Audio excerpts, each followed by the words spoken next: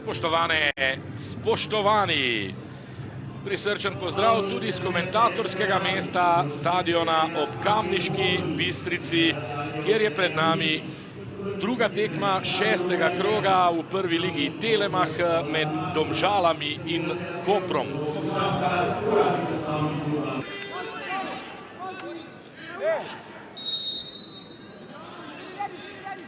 Šturm kar direktno na vrata. Bo na koncu samo kot za Ravbarje. Šturm je zdaj želel presenetiti Jurharja. Offenbacher, Jovanovič in Petriško.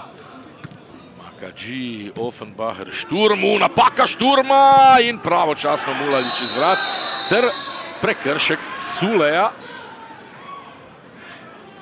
Ali tudi rumeni karton, tako je. Zdaj Tomek in Mijailović, pa potem Simčič in zdaj znova Mijailović, predložek, Sandro Jovanović prihaja in 11 metrovka za Koper. 11 metrovka za Koper, padel je Sandro Jovanović.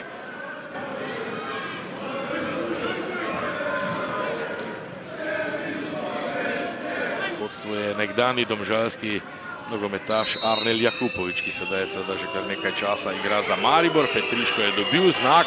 Petriško in zanesljivo je premagal Mulaliča za koprsko vodstvo z 1-0 v 43 minuti.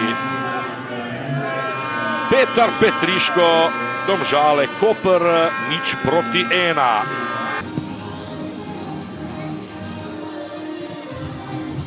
Mulalič, medtem Petriško z prostega strela in zadetek Maja Mittendorferja. Kako slaba reakcija v domžalski obrambi je bila tole obeh srednjih branilcev Nvankva in Makadžija. Hitro so Domžalčani izvedli. Tole je zdaj priložnost, Tolič strelja in ni zadev Tomalen Tolič. Pa Milič, ni še konec tega domžalskega napada. Predložek Miliča, zdaj je napaka Koprčanov v obrambi, to da Domžalčani tega ne kaznujejo na način, kot to počnejo Koprčani. Na drugi strani pa v nadaljevanju potem še prekršek. Pri 31 letih se je torej vrnil domov. Tole je zdaj priložnost in tole bo najbrž nova 11 metrovka za Koper. Zaenkrat ni pokazal na belo točko. Ja, rumeni karton, Makadži in nova 11 metrovka za Koper. Petriško je dobil znak, zdaj gre proti žogi. Petriško in še enkrat je zelo zanesljivo zadev od 61. minute, torej Koprčani vodijo že s 3-0. 2 gola Petriška z bele točke.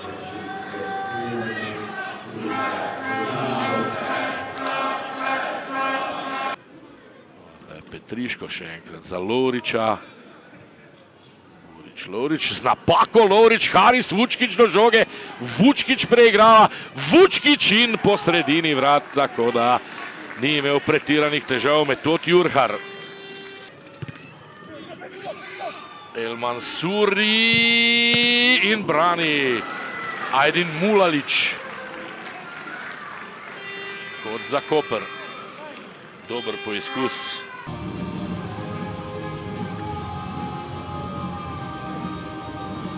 Takole po tekmi je, ko vaša ekipa izgubi, verjetno težko strniti na hitro misli, ampak relativno dober prvi polčas, na to tisti nesrečni zadetek z nekoliko nerodnosti, kar zadeva 11 metrovke z vaših mladih fantov, ampak na to se vse skupaj kotalilo v napačno smer za vas. Kako ste vi videli tekmo? Dobro ste opisali. Zdaj spet, to se nam dogaja zdaj že celo prvenstvo, že 6. tekma, nekako dobro začnemo, potem pa začnejo dogajati individualne napake, ki na našo žalost nasprotnik to kaznuje oziroma zadane zadetek, potem še drugi polčas spet prekinitev, pa rdeč karton, pa še 11 metrovka, tako da nič. glave gor, delati, na treningu dati maksimum in naprej.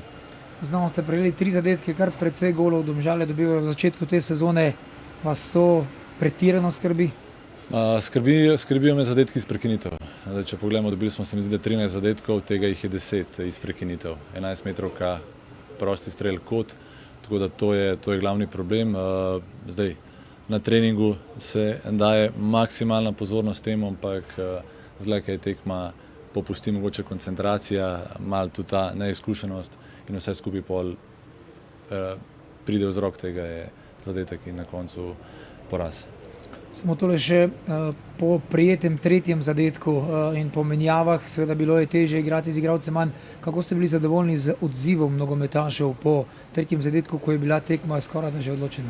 Ja, zdaj malo smo zarotirali, nekatere sveže igralce dali noter, da držijo ta ritem, da smo gosti, da ne pustimo preveč nasprotnikov, ker smo imeli igralca manj, ker imajo veliko kvalitete na krilnih položajih, tako da to je bil nekak plan in zdaj reakcija je bila ok. Zdaj, reakcija mora biti ok čez celo tekmo, ne samo v tistih momentih, ko je težko, tako da upamo, da nas bo tudi enkrat sreča nas pogledala.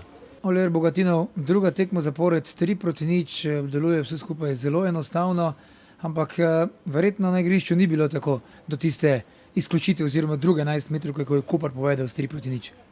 Ja, res je. V mojih očeh je zelo težka tekma. Tu so bili momenti na eni in drugi strani, ko bi se lahko kakšna priložnost pretvorila v zadetek in tekma bi šla v čisto drugo smer. Mi smo poskušali z pas igro našo, poskušali smo z neko dominacijo v posesti, prvi polčas nam ni toliko uspevalo, malo priložnosti smo si pripravili, mogoče kakšen strel okoli 16-metrskega prostora in potem tista 11 metrov v prvem polčasu lepo odigrana akcija in tu imam za pohvaliti Sandra Jovanovića, ki na tej svoji novi vlogi se v mojih očeh res znajde odlično in čestitke za ne samo to, da je bil 11 metrov na njim, ampak z igraškim prestopom skozi celo tekmo, ki ga je pokazal. Pa da ne pozabim, še vse fante, ki res tekma izgrana. Omenili ste Sandra Jovanovića, omeniti je treba tudi strelca 2 zadetkov Petra Petriška. Proti Nafti, ko je vstopil v igro, je dal takoj gol, sedaj je dosegel 2 zadetka. Je bilo to planirano, da on izvaja 11 metrovke? Mislim, da se vidi, kako miren je na žogi, tudi v sami igri. Znal meriti igro, tempo, ritem, znal tudi usiliti. Tako da igralec z res velikimi kvalitetami na malem prostoru in 11 metrovke, ja, če bi bil Omladič v igri, bi verjetno Omladič, drugače pa Petriško tu takoj za njim ali pa mogoče še na nekem enakem nivoju. Če pa pogledamo na tisto nekoliko slabšo stvar oziroma stran, 2 poškodbi, kako kaže z Enejem Arsetičem pa predvsem z Solejem? Zaenkrat nimam nekih informacij točnih, verjetno Arsetič bo na voljo če mi trenerje gledamo za naslednjo tekmo, za Soleja sem pa malo v dvomih. Omenili ste naslednjo tekmo, najprej pokal, potem pa prvenstvena tekma proti Celju, verjetno bo sedaj še toliko lažje se pripravljati na nove tekme, ko ste v enem zelo dobrem nizu, predvsem 2x0 zadaj in pa 3 zadetki v prvenstvu na tekmi. Res je to, ko si čvrst v obrambi, potem tudi lažje trpeti neke momente, ki se v vsaki tekmi dogajajo. Vsaka tekma je zgodba za sebe in ja, Maj in CDB skupaj z Jurhijem tvorijo neko trojko, ki je zaenkrat se kaže v tem, da znajo pokrivati prostor v 16-metrskem prostoru, mislim svoj gol in tu danes tudi oba beka, Sanda sem že omenil, pa Mijailović, ki sta res z veliko energije prinesla potem neko drugo dimenzijo, pa moram še Tranota Perošina pohvaliti, ker naš stil igre, ki ga želimo, pas, je predpogoj tudi lepa Tranota Perošina in verjetno na domačih tekmah bomo morali drugače igrati. glede na okoliščine, ki so na Bonifiki trenutno. Z nami je Nik Perc. Nik, vem, da je težko po takšni tekmi karkoli povedati, ampak prvi polčas, del prvega polčasa ni bil slab strani Domžal. Nato pa znova začetek drugega polčasa in 2 prejeta zadetka, 3-0, pa na to še izključitev. Vse skupaj je šlo danes v napačno smer za Domžale. Kako ste vi videli tekmo? Ja, kot ste rekli, v prvem polčasu smo si naredili nekaj svojih priložnosti, spet jih nismo izkoristili. To je ena izmed glavnih stvari, ki jih bomo mogli zelo hitro popraviti, ker se že več kot 5-6 tekem pogovarjamo o tem. Pa ja, zadetek na koncu prvega polčasa, to je mala psihološka prednost pa za Koper, v drugem pa spet gol iz prekinitve. Pa še izključitev, tako da z igralcem manj, pa z rezultatom 3:0 je zelo težko, tako da smo se mogli s fanti v bistvu postaviti zelo obrambno.